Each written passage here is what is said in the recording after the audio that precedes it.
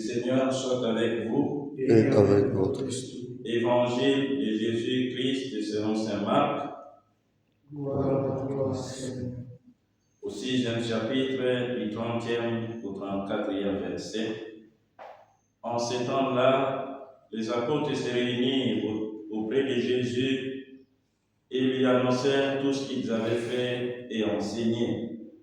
Il leur dit: venez à l'écart dans un endroit désert et reposez-vous un peu. De fait, ceux qui arrivaient et ceux qui partaient étaient nombreux, et l'on n'avait même pas le temps de manger. Alors ils partirent en barque pour un endroit désert à l'écart. Les gens les virent s'éloigner, et beaucoup comprirent leur intention. Alors, à pied de toutes les villes, ils coururent là-bas et arrivèrent avant eux.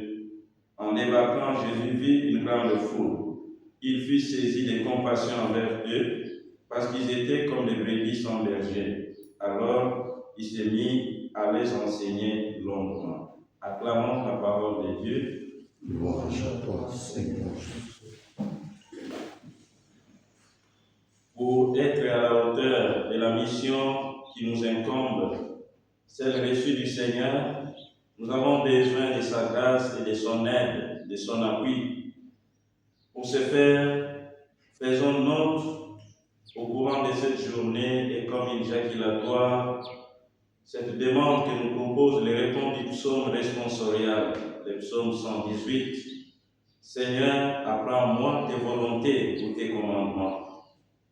À l'école du Seigneur, marchant à sa suite et engagé à son service et à celui de nos frères et sœurs, soyons tout oreilles pour écouter ce qu'il nous enseigne et pratiquer ce que nous le voyons faire, de sorte à lui ressembler et à être non seulement ses dignes, authentiques enfants, mais aussi les reflets de sa présence dans le monde et donc ses vrais témoins.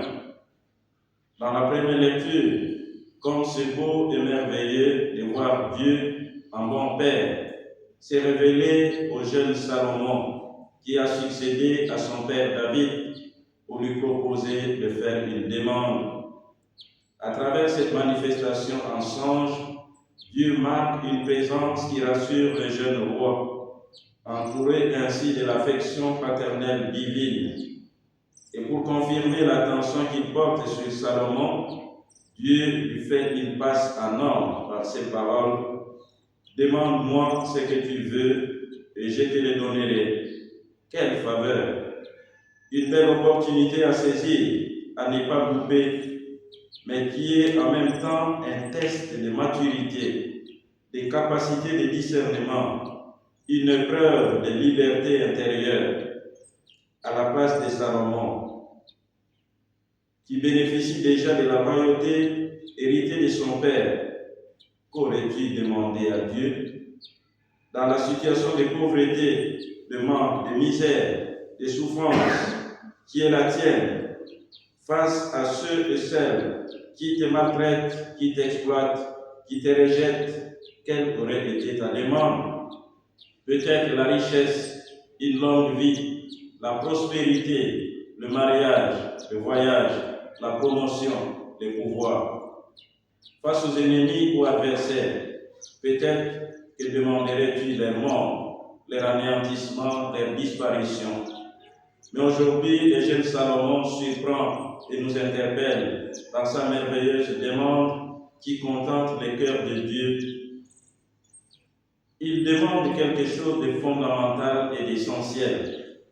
Une demande qui est précédée d'abord d'une reconnaissance de la bonté de Dieu et aussi de la fidélité de David qu'il prend pour référence et modèle. Tu as montré beaucoup d'amour à ton serviteur David, mon père, lui qui a marché en ta présence dans la fidélité, la justice et la rectitude de cœur envers toi. Il reconnaît aussi que c'est Dieu lui-même qui l'a choisi et investi comme roi. C'est Dieu qui est le roi par excellence et le modèle incomparable. Salomon a conscience de sa propre petitesse et de la grandeur de la mission, de la lourdeur de la charge qui lui est confiée. Alors voici ce qu'il demande. Donne à ton serviteur un cœur attentif pour qu'il sache gouverner ton peuple et discerner les biens et les mal. Comment sans cela gouverner ton peuple qui est si important? Quelle merveilleuse demande qui met chaque chose à sa place et qui donne à Dieu tout son honneur, au discernement son importance et au peuple toute sa valeur. Mettons-nous à l'école du Seigneur, à la suite du jeune Salomon, pour que nos demandes en toutes circonstances soient vraiment inspirées par Dieu et non pas par nos inclinations charnelles. Que nos demandes plaisent à Dieu et correspondent non pas à ce que nous voulons, mais plutôt à ce que Dieu veut. Et pour que nous y parvenions, demandons l'aide de l'Esprit Saint, lui qui connaît les intentions de Dieu, lui qui seul peut nous les révéler.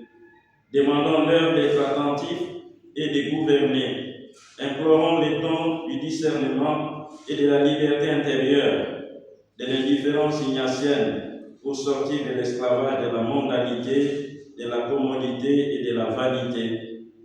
Dans la péricope de l'Évangile, il nous est donné de contempler justement ce Dieu si attentif, bon berger, soucieux de ceux dont il est le maître et sauveur.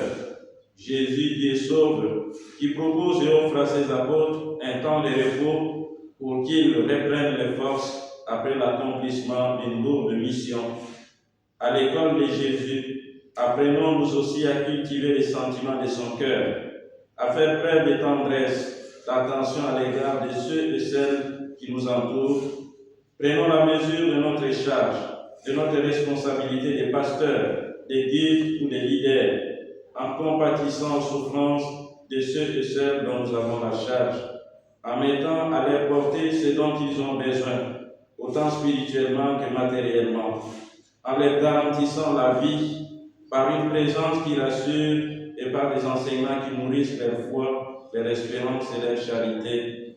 Une présence, une proximité des bons pasteurs. Voilà ce dont il nous faut faire preuve au quotidien à l'égard de nos frères et sœurs. Demandons au Seigneur cette grâce, qu'il puisse nous aider à lui ressembler et aussi à être inspirés comme le jeune Salomon dans l'accomplissement des tâches qui nous sont confiées. Le Seigneur soit avec vous. Et avec